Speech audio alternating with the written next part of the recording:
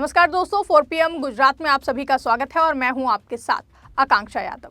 दोस्तों, भारतीय जनता पार्टी इन दिनों अपनों की निशानी पर है। जिस वर्ग को बीजेपी का कोर वोटर कहा जाता है, वही वर्ग सबसे ज्यादा मुखर होकर बीजेपी की आलोचना कर रहा है। पिछड़ा, दलित और अल्पसंख्यक राजनीति करने वाले राजनीतिक दल बीजेपी को स्वर्णों की पार्टी बताते रहे हैं। वही अब यही स्वर्ण बीजेपी से नाराज हैं। भारतीय जनता पार्टी के भीतर भी एक बड़ा धड़ा ऐसा है जिसे अब शीर्ष नेतृत्व के कुछ फैसले रास नहीं आ रहे हैं। बीजेपी एक दो मुद्दों पर नहीं बल्कि कई मुद्दों पर एक साथ घिरी है।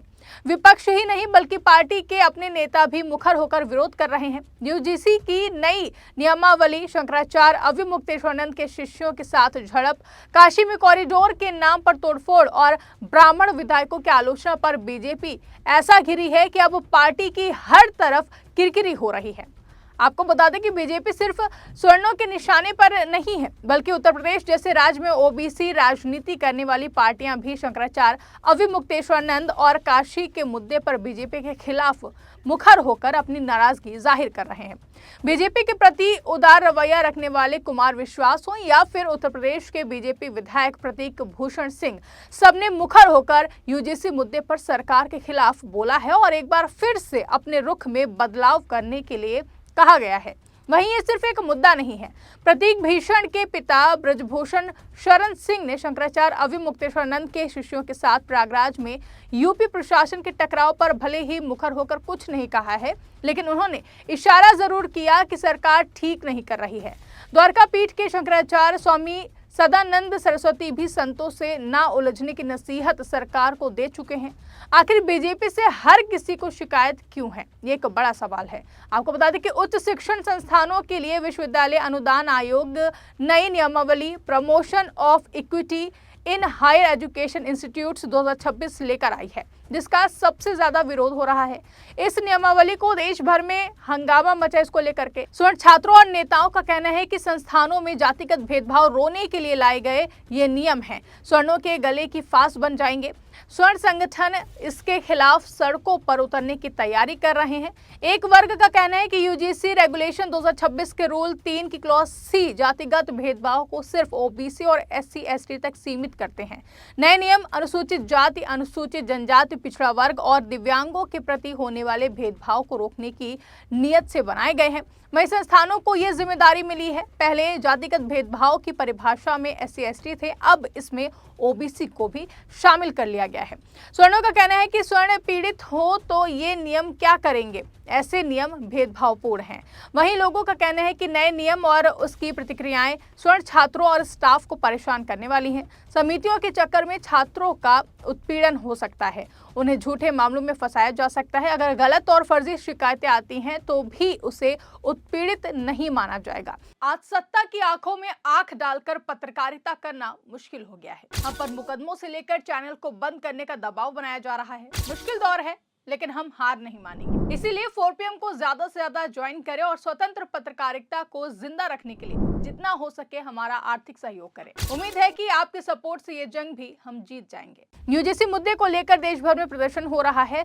यूजीसी के खिलाफ दिल्ली में स्वर्ण संगठन हंगामा कर रहे हैं। प्रयागराज में माघ मेला के दौरान भी जो बवाल देखने को मिला, ज्योतिर्मठ के शंकराचार्य अविमुक्तेश्वरानंद सरस्वती मौनी अमावस्या का स्नान करने के लिए पालकी पर सवार होकर जा रहे थे। प्रशासन ने उन्हें संगम नोस की ओर बढ़ने नहीं दिया। उनके शिष्यों के साथ प्रशासनिक अधिकारियों और पुलिसकर्मियों ने धक्का मुक्की की। 18 जनवरी को हुई इस झड़प के बाद से अब तक अविमुक्तेश्वरानंद वहीं बैठे हैं और उन्होंने मुख्यमंत्री योगी आदित्यनाथ की तुलना औरंगजेब से की है और कहा कि वो हिंदुत्व विरोधी हैं। आपको बता दें कि अविमुक्तेश्वरानंद योगी सरकार और बीजेपी सरकार के मुखर आलोचक रहे हैं। वो शंकराचार्य हैं, इसलिए अब हिंदू धर्म में आस्था रखने वाला एक बड़ा वर्ग उनके शिष्यों के साथ हुई मारपीट को लेकर आक्रोशित है। बरेली सिटी मजिस्ट्रेट अलंकार अग्निहोत्री ने शंकराचार्य के समर्थन और यूजीसी नियमावली के खिलाफ इस्तीफा दे दिया है।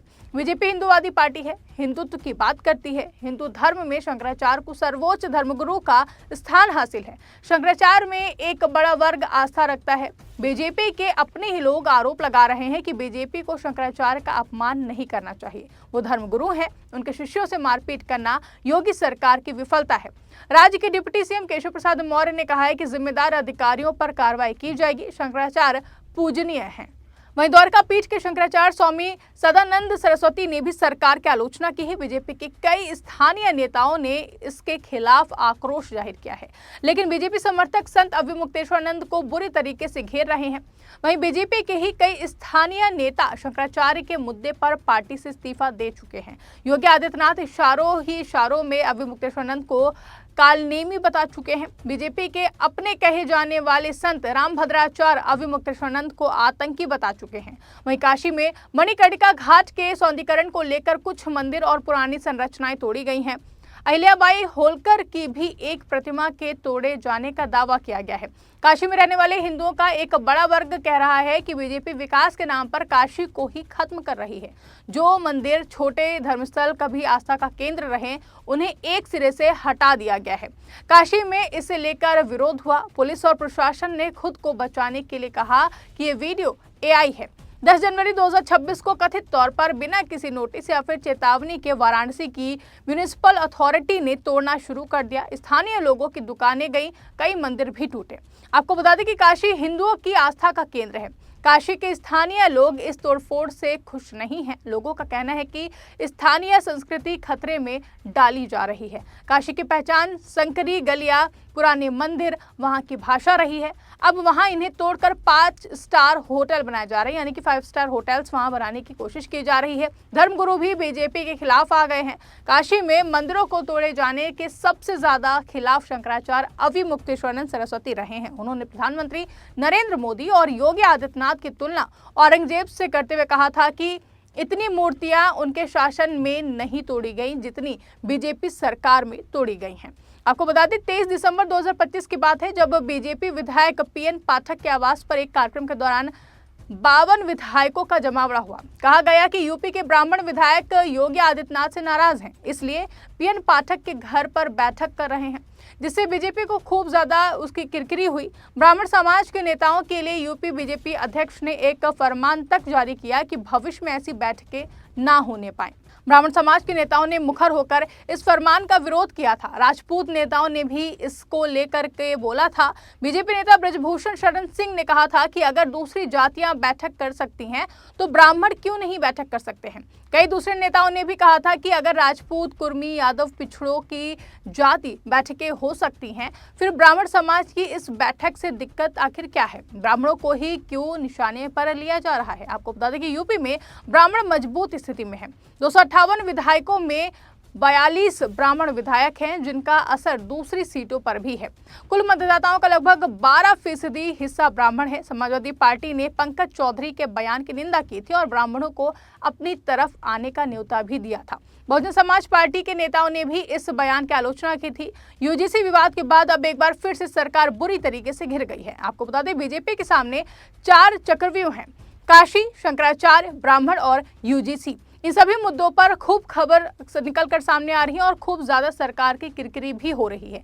बीजेपी के अपने ही उनसे नाराज हैं। बीजेपी के स्थानीय स्तर के कई नेता इन मामलों को लेकर के अब तक इस्तीफा भी दे चुके हैं। सरकार के खिलाफ लोग मुखर होकर लिख रहे हैं कि इन फैसलों की वजह से बीजेपी अपने पैरों पर ही कुल्हाड़ी मार रही है।